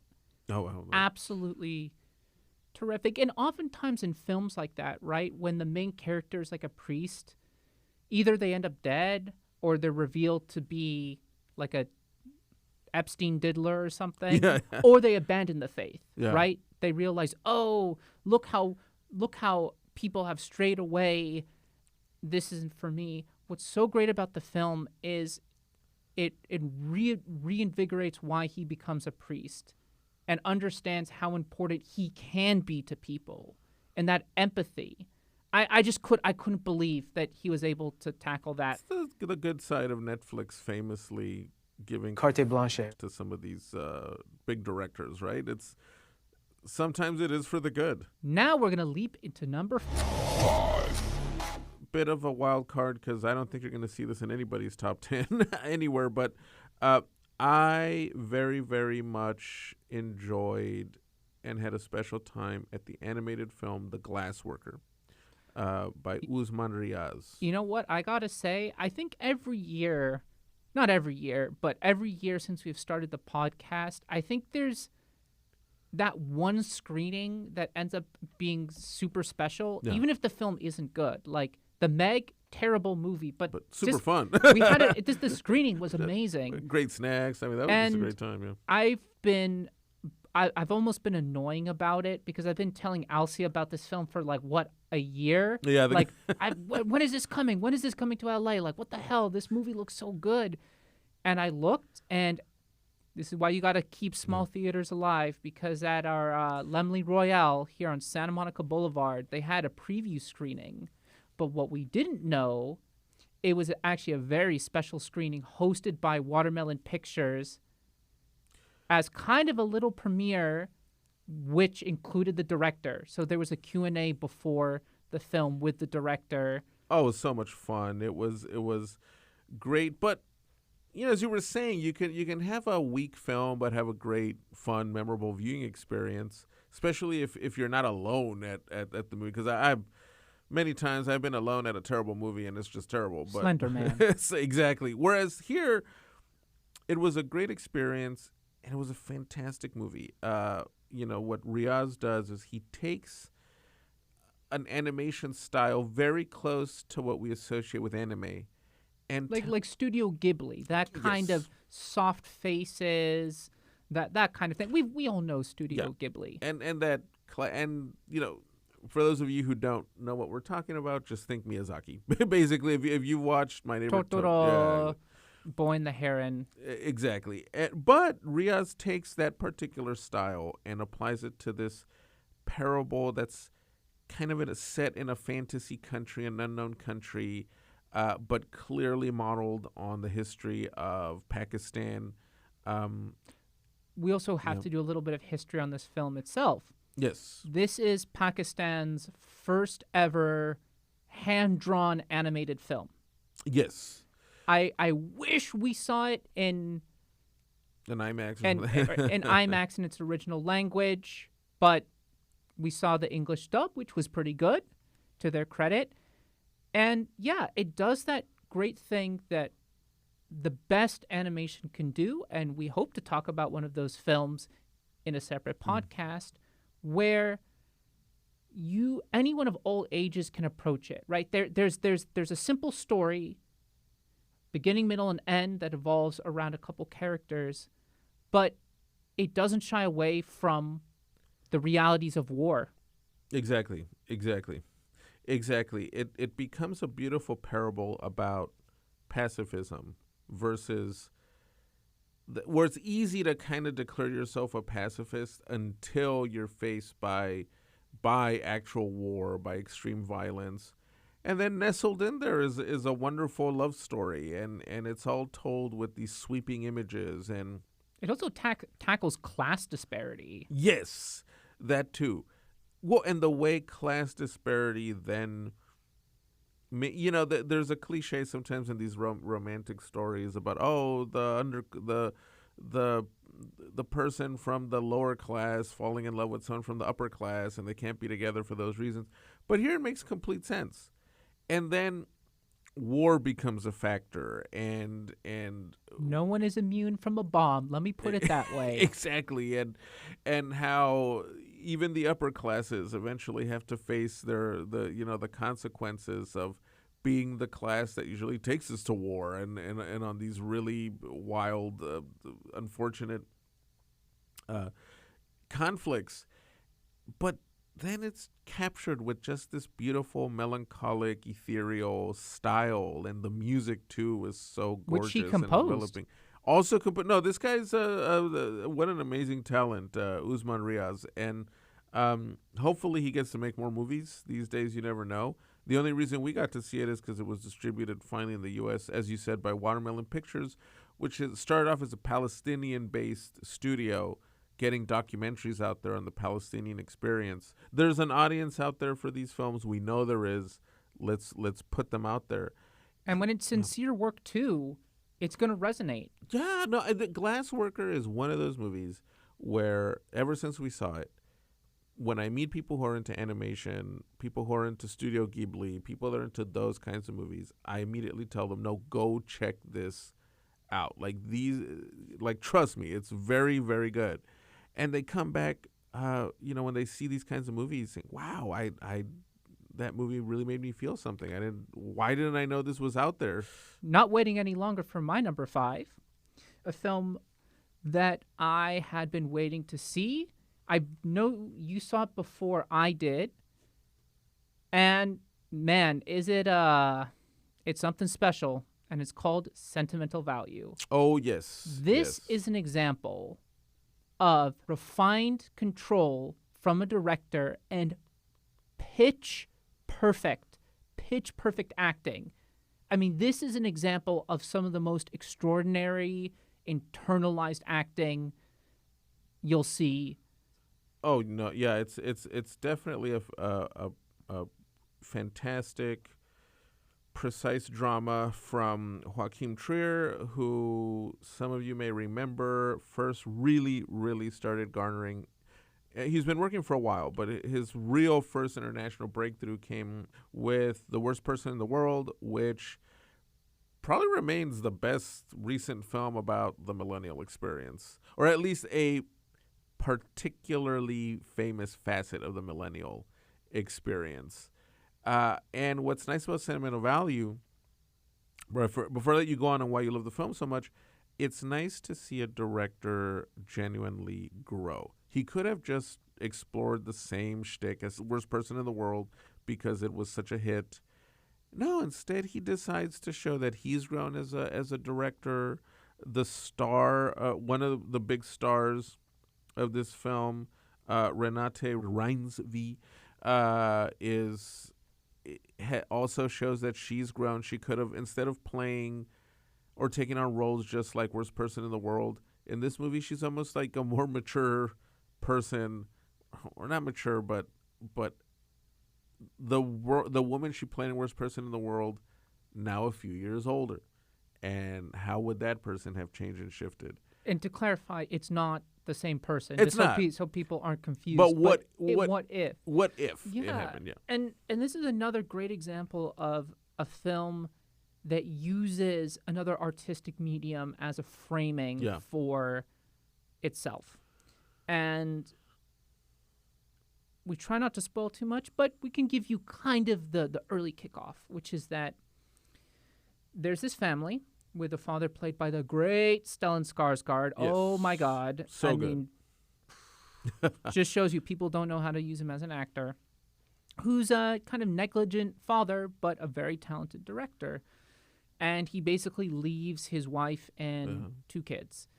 One of the kids was in one of his early films in A child Sentimental actor, basically. Yeah. Value. He did a film kind of like Spirit of the Beehive, and I think there's a very clear parallel to that film. Movie within a movie. Yeah. But she decided not to pursue acting. And another sister who does pursue acting, but in theater. And at the wake for their mother, he basically comes back and he tells the Renate Reinsve character, I have this movie based on this house and our life, and I want you to star in it. And you can imagine she says, hell no. Yeah. Yeah. And it becomes this fascinating exploration of how do you portray or capture real moments of your life through art. And Can anyone else do it? Can other actors even understand or embody things that aren't personal to them. Well, because then he tries to reach out to an American movie star played by Elle Fanning to do the role. And what's Yeah. great about her character is she really tries. She's Yeah. not some bimbo. Like, she really tries to connect with this material, but there's just something in her that she just can't. She just can't grasp it. And it's a very different film to May December, but I like how May December also tackled that. Like, how can an actress capture such a flawed person? And what happens when? Because it's a great. We're describing it as it is. It's a really interesting film about family, and family dynamics and family scars and what happens when a parent was an absentee parent, but their shadow kind of lingers on the offspring. But it is also a wonderful film about making films, right? Because then the Skarsgård character has to almost be told by Elle Fanning's character that she's like, look, I just don't feel right in this role. I'm just not feeling it. I'm not the person to do it. And when she meets Renata, Renata's character, she's like, oh, you know what? You should be playing this role. And it becomes a wonderful film about that. And it does this wonderful thing where it's not about villains. Exactly. Right? It doesn't become one of those things where the younger actress, she becomes too enveloped in the role and then she kind of becomes this clone of Renata Reinsved's character and she has this breakdown because she's seeing her flaws reflected back at her. It's a great film about trying to bridge huge gaps. Yes. And is that possible? And is making a film that's so intimate the right way to do it? Right, And what I love about the ending of the film, and I'm just going to talk about it in broad terms, is it has that ambiguity of, on one hand, yes, it is a lovely gesture. It's a way for Stellan Skarsgård to try and begin this process of connecting. But on the other hand, is it too late? Is doing it in this way the only way that matters? Or is his lack of being an actual father, do those scars linger too much within his daughters? Well, and the fact that he's carried on with his career and everything, and life went on for the daughters, right? So they've grown up into their own individual selves. There's the daughter who became a mom, who is the more, I guess you could say, quote unquote, put together and serious of the sisters, right? Because she's settled into dealing with all the responsibilities and commitments of running a household, whereas Renata's character is again, I love when these directors play with cliches, but they hold so true, right? She's the sister that's still an actress, so she lives a more hedonistic lifestyle, and she's sleeping around with her married co-cast member in an Ibsen production they're putting on. Well, that opening scene is Yeah. incredible. When Yes. she's about to go on stage And she's having a nervous breakdown and she needs to rip off her costume and everyone on stage is looking at her as if she's an insane person, and Well, she kind of is, but she kind of is, right? And but not in a Hollywood kind of way. It's more that she's the one that just hasn't found peace the way her sister has, right? Like, she hasn't found a way to channel a sort of peace. Because what's so great is, the sister has found a nest, but again, those deep scars, those deep things still linger within both of them. Yes. It's not so simple as one is just put together and the other one is still finding their way. That's where the control is so important in a film like this. They're both basically they've both been left with the aftershocks of dad, and it does affect you in subtle ways. There's that great scene where Renata's with her lover, this actor that she's doing an Ibsen production with, And he kind of just tells her, even though they're in bed, he kind of just tells her that it's obvious she's not into intimacy. That yeah, she'll have sex with the guy, but she doesn't really open up to people, right? And she doesn't really allow intimacy into her life. And it's these firewalls, these guardrails that people put in their inner selves or build up around each other because of the feelings of abandonment, feelings of connection is hard to develop as a person when you've just kind of been left. And in which way she's a lot like her father. Exactly. So is that connection through making of the film the only way? Is that, for her, is that the ultimate form of connection? And that's the ambiguity that I like, that you could read it both ways. I'm also thinking of that great scene at the birthday party when Stellan Skarsgård brings the DVDs. I don't want to spoil what they are, but it is a wonderful scene where you don't even know if he's kidding or if he really or if he really is giving those as gifts to let's just say they're not age appropriate gifts for the birthday boy. No, sentimental value, great stuff, and it would make a great double bill, like I said, with Worst Person in the World, because Worst Person, I saw it then and I see it now still as a portrait almost of a generation through one character. This one is a genuine portrait of these people in this story and everything they've dealt with because of Dad.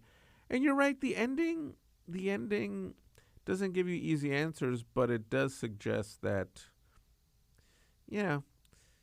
nothing's perfect, but maybe even through art there is some kind of sense of closure that one can reach. Speaking of reaching, let's reach into number 4. So my number 4 was sentimental value. So I. Well, let's speak on why number 4, because now we're really in that podium spot. Kind of the same reasons that we brought up earlier. For me, it ranks high because it was just one of the best directed pieces of film I saw all year. I really felt invested in the characters. One mark for me of a good film sometimes is no matter the runtime, it feels too short. And I could have spent more time with these characters. Even after the end credits started rolling, I wanted to spend more time with them and see how their lives would go on. It felt so complete as a film to me, and that's rare. Even with good movies, sometimes they're good, but they just don't feel full circle, right? And this one felt that way to me, and it was just one of the best directed things I saw all year, definitely. All right. Well, moving on to my number 4. And I would be shocked to find anyone who's putting this on their top 10, but I don't know what it was. But to me, it felt like a modern Shakespearean tragedy of the modern American midlife crisis. And this film is Friendship. This film is absolutely extraordinary. Loved it. Yeah, loved it. I don't know why it was marketed as a dark comedy. It's a Shakespearean tragedy that has very cringe humor moments, but I've rarely seen a film that does portray that American midlife crisis as brilliantly as Friendship. And part of why it works so well is because the main character is a fucking loser. But a genuine one. He's a genuine loser who's so desperate for human connection, but he just there's a puzzle piece missing within himself. Played by Tim Robinson. Fantastic. Who's very much known for his very awkward. He takes the Larry David cringe humor and cranks it way up. It's a very particular kind of performance. But yeah, this is a guy who obviously wants to be liked and be part of a circle, but he's having tensions with his wife, played by Kate Mara, and he stumbles upon his neighbor, played so well by Paul Rudd, who's this nice guy, and invites him into his friend circle. Oh, and he has that added coolness that he's like... he plays in a band, and he's a local weatherman, right? So local weatherman, and he just can't connect and he just can't come correct to the function. I mean, it's one of those that just like all my nerves were just going off. There's a scene with a bar of soap about halfway through the film that's just like you can't believe what you're seeing. Yeah. And it's so well acted, and it crosses those lines in a way that works. It crosses the threshold in a way that's so apropos with the themes of the film. It's so well shot, and you feel the director going to a theme I've kind of had running through this list. You do feel that the screenplay surely must be based on real experience, because you watch this movie, and what's so brilliant about it is, it has dark comedy, even little bits of surreal elements to it. But one of the the guy's a loser when he can't even have an LSD trip correctly. Well, okay. I'll put it this way, and I hope I don't drive anyone into depression while listening, in case there's a bit of self-recognition. But if you've ever had one of these tragically awkward clingers, right, just latch themselves onto you because you just happen to be the one person that said hi to them on the train, or you were that one person that wasn't an asshole to them in the office, you can relate to this movie. I mean, it's that kind of what answers do you give to this character, right? What can he possibly change? Because there's also a bit of narcissism to him that comes with these sort of, I don't know what you call it, a personality disorder or whatever, but what answers do you give the Tim Robinson character? He almost has the Mark David Chapman moment when he breaks into Paul Rudd's house. I mean, it's and there's a scene, mirroring something we see early on, where Paul Rudd takes him on an adventure, and his marriage is kind of dying with his wife. It's very clear that his wife is finding lovers. Yes, exactly. And you can kind of understand why. And he tries to recreate that adventure that he had with Paul Rudd, except it just goes horribly wrong. What? Exactly. Well, he's the kind of character, and this is what makes another element that makes him so brilliant. He's that kind of character who's so tragic because he's clearly uncomfortable in his own skin. So he tries so desperately hard to find validation by hanging out with Rudd's gang of friends, even though he has nothing in common with them. It's okay to be friendly with them, but in the first hangout, it's obvious he's does not fit into this circle. The man clearly needs to find, I don't know, friends that are into the same things he's into, or something.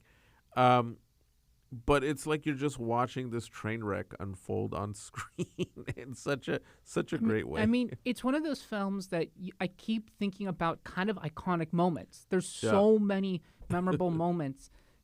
There's the soap scene, which comes after the boxing scene. There's the moment when he tries to hang out with his coworkers when he starts smoking, and he tries to invite them over for a hangout, and it's just... I mean, it really feels like you want to rip the nerves out of your body because it's just so painfully awkward and sad. And the movie makes you feel embarrassed, basically. Yeah. And he just keeps going. He just can't. Yeah. I don't know. He just can't accept that people don't like his personality. It's just zero self-awareness. It's like one of those characters. Except at the end. Yes, at the end. Which comes after the least self-aware moment in the whole film, but like his one kind act comes at a moment of just like straight up like insanity. I'm glad we're talking about this movie because it did deserve way, way more recognition. It came out so early in 2025. I'm checking the release date right now. But Came also out like in it was May. marketed as just another Tim Robinson like cringe comedy sketch thing, and it's not. It's not a comedy. This is not a No. funny film. This is a tragic comedy. Oh yeah, no, I mean even Tim I keep saying Robinson. Shakespearean because that's how Shakespeare writes characters. Not necessarily as awkward, Yeah. but think of something like Othello. Yeah, The no, tragedy of someone who just keeps, again, totally different stories, but the idea that you're seeing someone make decisions which are just so wrong all the time, and you're just like, no. Yeah, no, and Tim Robinson. After a while, he stops being like ha ha ha funny. It's more like we're watching, as happens with individuals like this. Once they start sensing that they can't make this work, they really become walking dynamite sticks. I mean, the man becomes a boiling cauldron of rage that will eventually explode. And yeah, it's a really, really good movie. A24 distributed it, and that's when I really like A24, when they pick up movies like this and put them out there. This one really deserved way more attention. I don't know if it's because it came out in May. I know it was like a modest art house hit, but it deserved way more attention than it That's got. why I'm talking about it here. I was really blown away by it. I Yeah. was blown away by it. Well, all of these films and shows, miniseries blew me away, but Adam Agoyan has a bit of a reputation, right? The Secret Agent had some Yeah. acclaims, sentimental value. These things had a bit of prestige, and it met that. But something like Friendship, I just saw it on HBO Max, and another case of I was bored, so let me check it out, and I couldn't believe it. Yeah, no, I mean what a great film, and the directing is so good in it. The photography was actually really good in this movie. Check it out, please. Is it still on Max, right? I hope so. Go. I'm sure you can rent it. If it's at your library, go support your library, all that good stuff. Yeah, please check this one out. Moving on.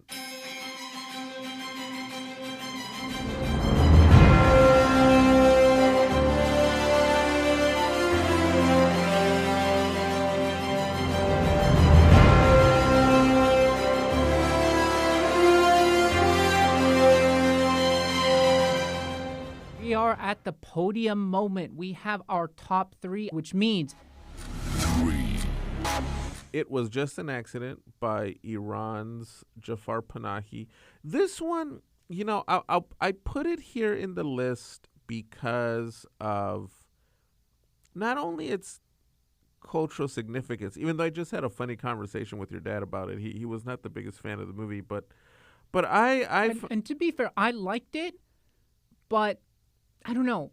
It's one of those that I liked what it was going for. I liked its themes, but I felt like there was, I don't know, it was missing like a spice in there. Like it was missing an ingredient to make it feel fully complete. It was complete, but like to give it that extra edge. I guess because my top 3 are structured in a way where I think these 3 films in the top 3 are the ones that speak so directly to what is, in a way, the most important corner of the world right now, that is going to define so much of what is happening and what will be happening on the global stage. And it helps. So right now, for example, with everything going on with Iran and Trump threatening to go to war there, and negotiations just started between the United States and the Iranians again. Plus, there were these mass protests that just occurred in the country under very hazy circumstances, but obviously resulted in a lot of violence. This is one of those rare movies that kind of gives you a window into life inside Iran and what the society is grappling with and what the society is debating in terms of the social situation. It's about a group of Iranians in Tehran who come together because one of them has captured an individual. He's captured a guy who was getting his car repaired after hitting a dog at the beginning of the movie. And this guy at this auto shop recognizes the squeak of his prosthetic leg and realizes this guy was probably the Revolutionary Guard who tortured him when he was arrested as a dissident a few years before. So he gets together with this group of other Iranians who were also tortured after they were arrested, and they have this guy unconscious in the back of a van. And in a kind of funny way, almost out of a Russian short story, they're driving around trying to figure out, what do we do with this guy, and how do we even make sure it's him, that it really is him, and what do we do if it is him? And it is a rusty film, as these Iranian movies tend to be, especially in Panahi's case, which is another reason why I think it's getting acclaim, which is the fact that he shot it in secret. He's banned from directing in Iran, but he still somehow finds a way to get these actors and these small crews together to make these movies and get them out there despite... In fact, the screenwriter was just arrested last week for speaking out against the government in the aftermath of the recent protests. And I think it's so important to provide a window into these societies because we are at the edge of conflict with them. And so much of the discourse in the media is about how evil the Iranian regime is, and how it's a bunch of religious fanatics, and it's a bunch of all these things. And you watch it, it was just an accident. And even though Panahi doesn't get he doesn't get explicitly political, the movie does give you a window into the way that society is right now inside the country. And I found the characters to be funny and entertaining, and I liked how the dialogue kind of hints at other issues. So for example, the guy they've taken captive, one of the guys in the group, one of the torture victims, the one that's, you can tell, just has some serious PTSD, he brings up how he recognizes the guy's scars because the guy would keep boasting that he went to go fight in Syria, and a lot of Iranians have been resentful about the fact that their economy is in shambles, but Iran has been able to flex itself as a kind of regional power, right, by intervening in Syria and in all these other regional conflicts. But at the same time, the movie doesn't give you, and this was a discussion, this was something your dad brought up, but about how the movie kind of paints it, or Panahian directors like this try to paint it as too black and white. The government's bad, we're good, yada, yada. Yes, but at the same time, I did like that the film doesn't necessarily just give you some easy answer to how Iran should solve its problems. So that was one thing I did like, and the more that you're speaking about it, it is a great microcosm for how do you change a society. Yeah. Right? You have this desire, you kind of have this face of what you want to take down. Yeah. But as almost every major revolutionary, right, whether you're talking about Fred Hampton or our famous Russians, you can tear something down, but no one knows what to do next. Yeah. Which is why so many problems are caused after revolutions, because it's like, oh, you take, you murk the Romanovs, and it's like, okay, but now we need a new government, so what are we going to do? Right, and and Panahi, I think, wisely doesn't just say, oh, well, we just have to get rid of this government and blah, blah, blah. And what would be the repercussions for that? Which I think that's the interesting question. No, exactly. And it's an interesting movie to watch in the context of what's happening now, because the country famously was shut off, right, during the protests. They shut off the internet. Whereas here in LA especially, we have the diaspora trying to impose its own view of what has to be done on the situation. There are multiple interests that are obsessed with this idea that the U.S. should go and intervene to then install the son of the Shah, who was overthrown for a reason in the revolution a couple of decades ago.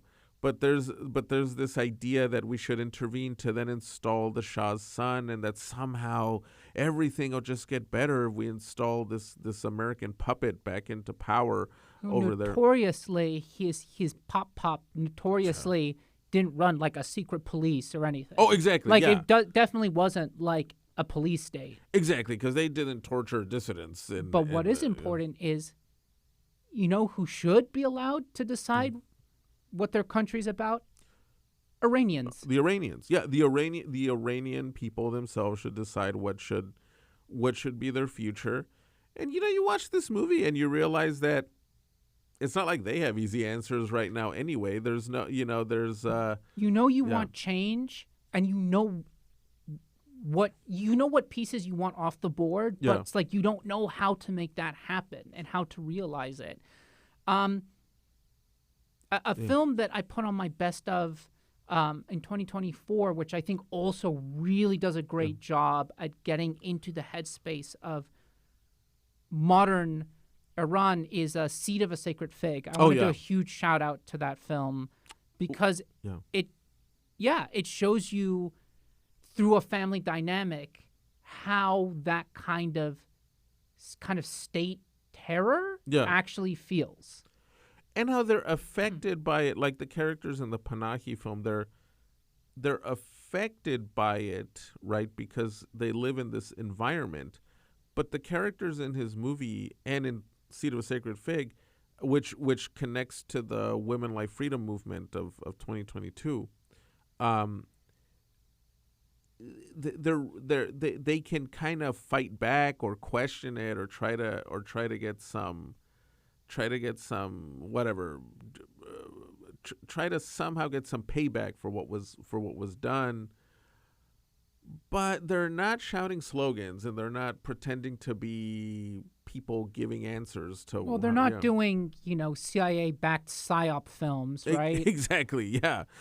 No, exactly. Yeah. Panahi's not making some movie begging Americans to go over there and or Mossad. Mossad, exactly. They're not begging the U.S. and Israel to go change the country for them. It's a crass imperialism, and imperialism likes to cloak itself under convenient banners by taking advantage of issues within the countries that we want to go subjugate. So I think it's important that people see movies like this. Seed of a Sacred Fig.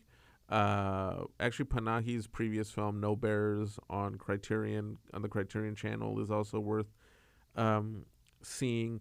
Just to give a window into these societies that we prefer not to understand and would rather go bomb. Which is a fantastic segue to my number 3. I missed out seeing this at Laemmle Santa Monica, but through Amazon's, you can get trials to different channels. I saw a very special film. Very, very, very special film that's going to sit with me for a long time from another country that the U.S. would absolutely love to invade and liberate by killing everyone and installing a puppet dictator. It's called Oceans Are the Real Continents. Oh, yes. It's a Cuban film actually made by an Italian director. Absolutely beautiful film about basically 3 generations of Cubans and their hopes and their dreams and what time and place means to them. From youngest to oldest, the youngest, we follow 2 boys who love baseball. And of course, Cuba it's a baseball nut country. Oh, no. Huge. And they about don't do how they want to play for the Yankees. And then in our second story, we have 2 millennials who are artists, and they discuss how, when you're doing performance pieces, that in this couple, one wants to go tour in Europe, and the other one says, well, art that's made in a place like this can only mean something in the place that it was created. And I think And he says that if you perform this in other places, it takes away the value of that art. Wow. And she argues that no, that's a way that you can connect with more people. So through art, that they examine their own relationship, in a way, their own culture of what it means to be Cuban, right? Kind of being stuck. So the younger people, it's about the future, whether that's outside of Cuba. The middle generation, it's about being stuck and grappling with what it means to be Cuban and Cuban identity. And the older story, which is probably my favorite, and it gets to you. It's about this old woman who kind of lives the same day every day, and she spends her time reading letters from her husband who fought in Angola. Oh, wow. And probably died over there. We don't know. Wow. And she kind of spends her life kind of trapped in the past. And I'm not going to spoil too much, but that's her life. She's kind of just stuck in this loop. And one day there's a flood in her house, and all the letters basically get washed, almost destroyed. So it's just about who are we as Cubans, and just the temperature and generational divide and what unites them, and about anyone's dreams and aspirations. It's just a magnificent, magnificent work. I wish I could have seen it in theaters, but I'm so glad that it's available on streaming. I'm going to have to check that one out too. Cuba, again, kind of like what I just said about Panahi's film. These are films that are important to see because they also, in Cuba's case, it's our neighbor. It's a very important country here in our hemisphere that now the Trump administration is desperate to strangle economically, to try to also force quote unquote regime change there. And what you just described reminds me of two films about Cuba I'm always recommending to people. One is a 1960s film called Lucia, which is a great epic Cuban film that takes place in 3 different eras. It starts in the Cuba of the 19th century, then it goes to the Cuba of I want to say the when they had the war against Spain, the War of Liberation against Spain in 1898, and then it ends with a contemporary story during the revolutionary government's drive to wipe out illiteracy in the country. And then a documentary about modern Cuba, which I find very haunting and hypnotic, that came out in 2020 called Epicentro, which is a really beautiful profile of contemporary Cuba and the contradictions in the country, right? And how you have Cubans who want the situation to get better, but at the same time they're very proud of the history of the revolution and their independence as a society. And it explores all that in a beautiful way, and it's an example of how film genuinely puts us in the shoes that we need to be put into, and puts us into lives that we need to know about, especially because they're connected to our lives, in the sense that Cuban history is not just Cuban history, it's American history, because it's part of our hemisphere. It's part of the history of the Americas. I mean, the U.S. has had an embargo on the country since the 60s, so exactly. We're, of course, intertwined. No, exactly. Exactly. When people could whine about when the right wing demonizes Cuba and the Cuban Revolution, they always omit our very long direct history with the country. And yeah, the fact that it's easy for the U.S. to now try to cause the economy to collapse because they've already had it embargoed. And now Trump is adding this cruel new oil blockade, claiming he'll sanction any country that sends oil to Cuba. After Mexico started sending fuel to Cuba after our invasion of Venezuela. So yeah, these movies hopefully help raise people's consciousness and make us aware. But also just about the human experience. Yeah. I think the best films that bridge cultures are ones where aspirations and dreams are a universal thing. whether it's baseball or art or through letters and loss of loved ones, disappeared ones. It's just so beautiful, black and white. I mean, it's something special. I'd also add for Cuban films to watch Memories of Underdevelopment. Oh, yeah. Tomás Eloy Martinez's film. Amazing film about a intellectual in post-revolutionary Havana trying to kind of make sense of the world. It's a wonderful film. So that is my number 3.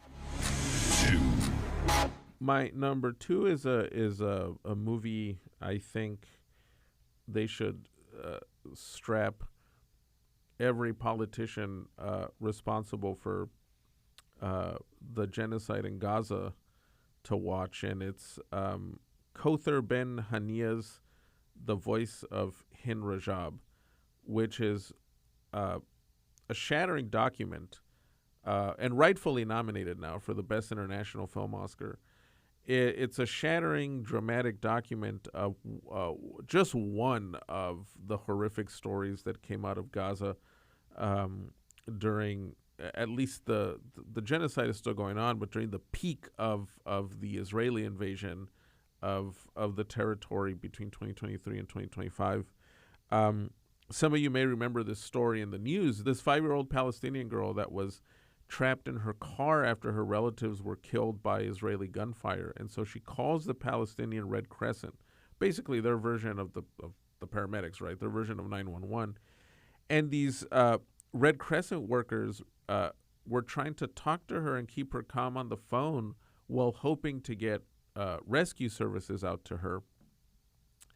And the film, the director, Hania, she combines dramatized moments, right, where she got actors to play the paramedics, but she uses throughout the whole film the actual recording of Hind Rajab while she's interacting with the paramedics. Her car was shot at by cowards and tanks. What was it, 150 times or something? Oh, yeah, even more than that. I think it was like 250 rounds.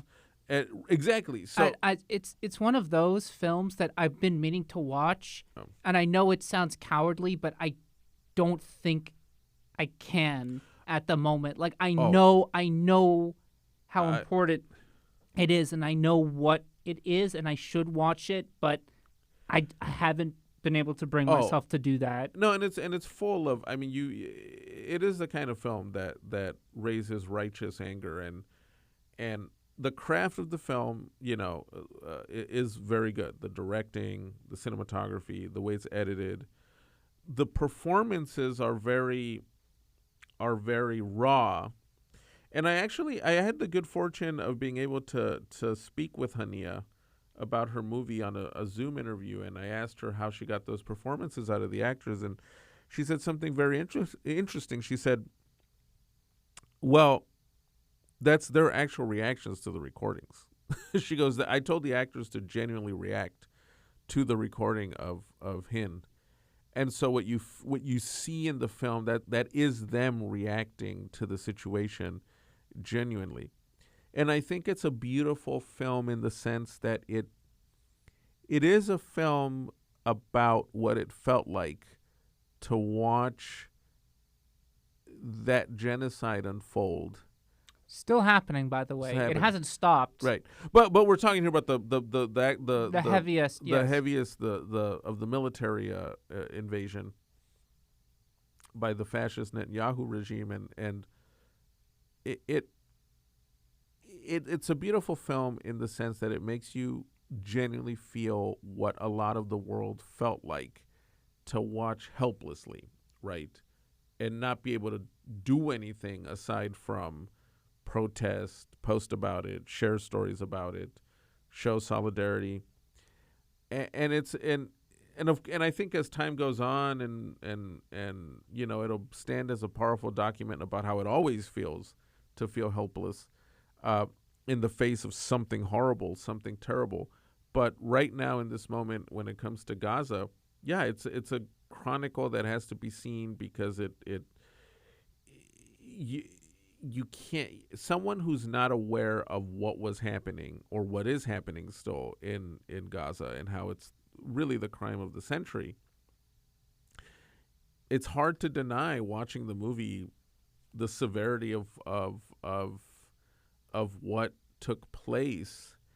And if you want to then take it on a broader context, and this is why film is so important, art is so important, you then watch the movie and you realize that by allowing this to happen, by allowing what happened in Gaza to happen, now we are living in what the great sociologist and writer Pankaj Mishra calls the world after Gaza.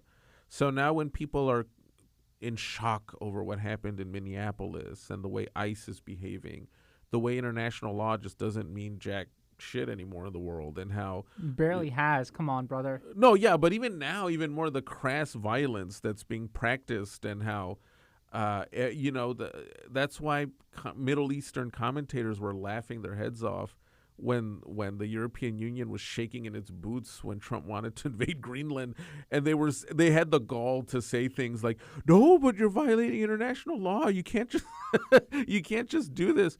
Well, then they should watch The Voice of Hind Rajab and be like, "Well, you let this happen, and now you're shocked that the people that were doing this are just now going to rampage around the world doing whatever they want."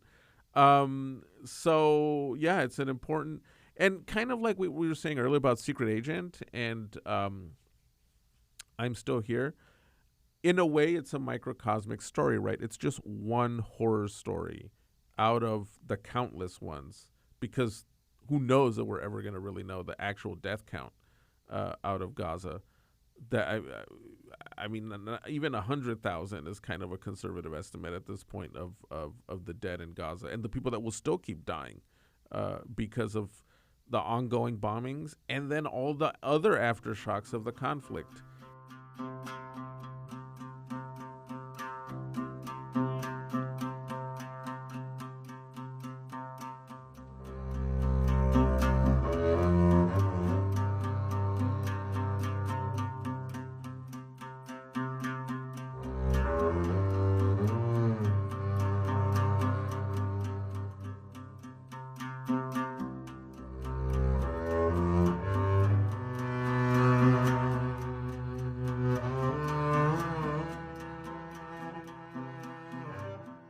But my number 2 pick is another miniseries, which Right. also deals with the realities of war. And it's from one of my favorite living directors from Australia, Justin Kurzel. Man, he's such a badass. Yeah. Kind of shadow drops a miniseries out of nowhere on Amazon called The Narrow Road to the Deep North, starring Jacob Elordi. And one of my Jacob Elordi. favorite living actors, Ciarán Hinds. Oh, yeah. Great Irish actor. It's a dual story. It's this guy who is taken he's an Australian soldier taken into a Japanese prisoner of war camp and basically has to build a railway. And it takes place both in the prisoner camp and his older self, who has been unfaithful and clearly has never talked about these traumas and has never moved on. He's physically moved on, but that kind of psychological trauma just never leaves you. No. And the kinds of things that he's seen, and its portrayal of violence, you feel the impact. It's not shown too much, but the effects of what a labor camp does to the body, it leaves scars throughout the whole film, much like the main character, and it's just an astounding piece of work. And it's Kurzel. So, what you just said about violence, I mean, he knows how to do something visceral without being gratuitous. You see it so well in True History of the Kelly Gang, his vastly underrated neo-Western from Nitram. And I think the shock film of 2024, which The Order, which I slid on my best of list for that year, The Order. The Order, well, one of the best films made about neo-Nazi culture here in the United States and how it operates, the way those communities function. Kurt Sylvester. Well, hey, man, you know what? You were bringing up Shakespeare earlier. Gotta mention his Macbeth.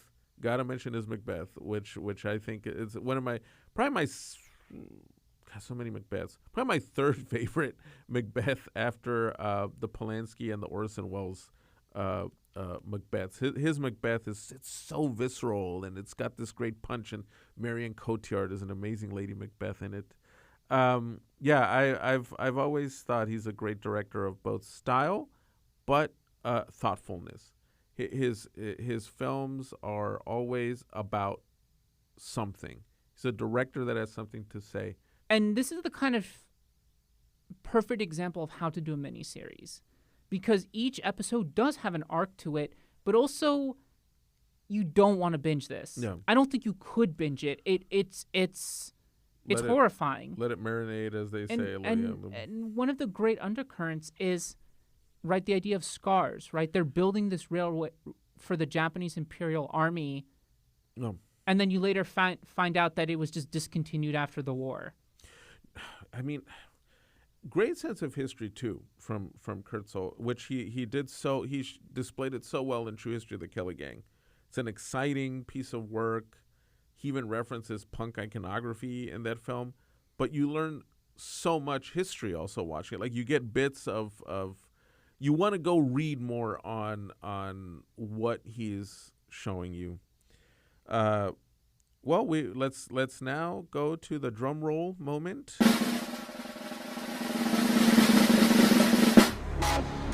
One, go.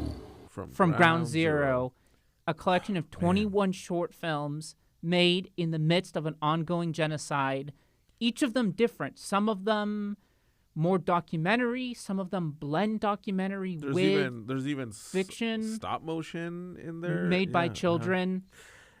To describe this film as a document almost underservices it, but it is. I mean, it is the most powerful document made so far of life in Gaza during the genocide, and it's the best film, this collection of films, because in a way, more than all these other movies we've talked about, it actually speaks to the essence of filmmaking. The fact that the directors or the individuals making these films are making them almost just to survive, right? Almost to just keep yourself alive during this horrifying, onslaught. I don't even know if the people who made these shorts or are in the I don't even know if they're alive. Yeah, exactly. I mean, you have a short by a guy who just wants to make movies, but he can't. So he just makes a film really about him, in Gaza, apologizing to cinema for not being able to make cinema. Well, the first short almost completely broke me, about the woman who she wanted to do her makeup, she wanted to do Instagram stuff, and how everything has changed.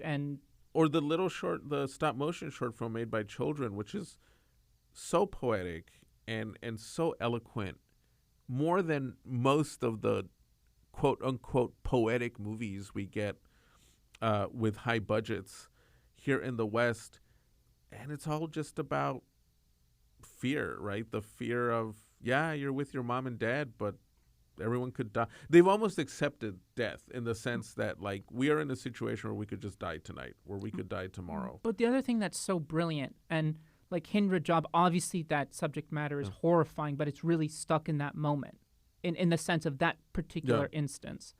What's so special about these collection of short films is it's not only a testament to the power of art, in particular filmmaking, but all art, as we see in the short itself, but of the Palestinian spirit. Yes. And how these are people who will never, you can take away all their land, but they will always win. If the creativity in what they're, in the shorts that they're making, just in the out of the box thinking, like that one short about the mother who, I think it's the mother who, the way she recycles water. Oh yes. Yeah. Oh my gosh. Or the yes, artist, yes, the one yes. about the artist who's Yes. walking through her studio.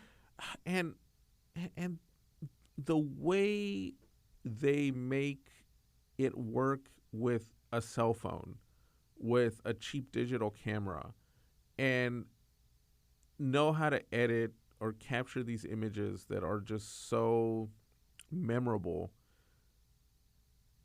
almost from pure instinct, right? Without the luxury of those of us here in a non-war zone, a non-occupied zone, um, who have the luxury of finding fancier, better tools. It doesn't matter if yeah. Linus Sandgren is your DP. If you have nothing to say, I'm at this Yeah. point where I just don't care. Yeah, yeah. You can shoot it on a cell phone. I don't even know what they were shooting on, like you said, but there are things you can't fake, which is the real human experience, whether it's documentary or fiction or a blend of both. I mean, I think one of my favorite shorts, it's the one I think about the street performer, the clown, Oh yes. about Oh, him getting ready for a day Yeah. a day of work. and it's so simple but so stirring and so moving, because what does a day of work mean for him, right? In that situation, it's no it's hard to put into words exactly just the how special the this film made of several films is, because then you have images that are practically dystopian, like the quote unquote aid being dropped from the sky. And some of these crates kill people when they crash, and it's almost a tour of hell, but it's also a tour of the sheer humanity of the Palestinian people. And it does make you realize why even now as the situation continues to be horrifying, it's hard for Israel to just force them to migrate to Egypt, which is what Netanyahu wanted to do early in the war. It's hard. You just cannot erase a people, right? And you watch this film and you think about all these stories about poets and artists who still wrote and still drew things in concentration camps or in the midst of massacres, and it's a humbling film, to be honest, because you watch it and you feel quite humble. I mean, what do watching you the movie. say? Yeah. I mean, what do you say Yeah. when you watch something like that? If you watch From Ground Zero and still remain blind to the plight of these people, or the culture of this people, or the spirit of this people, I don't know what to tell you. Then you know what, you reap what you sow. you reap what you sow, and don't weep when the reckoning comes, which it will. History shows that these things always produce. It's almost scientific, every force creates a counterforce, and eventually we will have to answer for what happened. And as Lady Macbeth learned, the blood never washes away.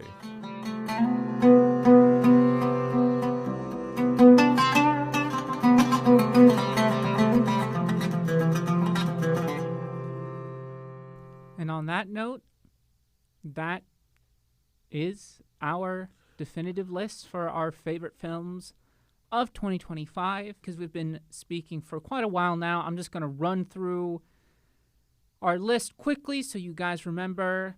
So I had 11, so I'm going to do my number 11 is O Canada. My number 10 is Seven Veils. My number 9 is The Secret Agent. My number 8 is The Life of Chuck. My number 7 is Death by Lightning. My number 6 is Wake Up Dead Man. My number 5 is Sentimental Value. My number 4 is Friendship. My number 3 is Oceans Are the Real Continents. My number 2 is The Narrow Road to the Deep North. And my number 1, which is one of the most extraordinary pieces of filmmaking I've seen in, like, forever, From Ground Zero. Quickly go through my list. My number 10 was Novio Vague by Richard Linklater. Then Sorry Baby was number 9. Number 8 was Sinners. Number 7 was The Life of Chuck. My number 6 was The Secret Agent. Number 5 was The Glass Worker. Number 4, Sentimental Value. Number 3, It Was Just an Accident. Number 2, The Voice of Hin Rajab. And number 1, same as Sebastian's, the timeless and absolutely important film made up of 21 powerful statements and expressions of life in the middle of a genocide, From Ground Zero.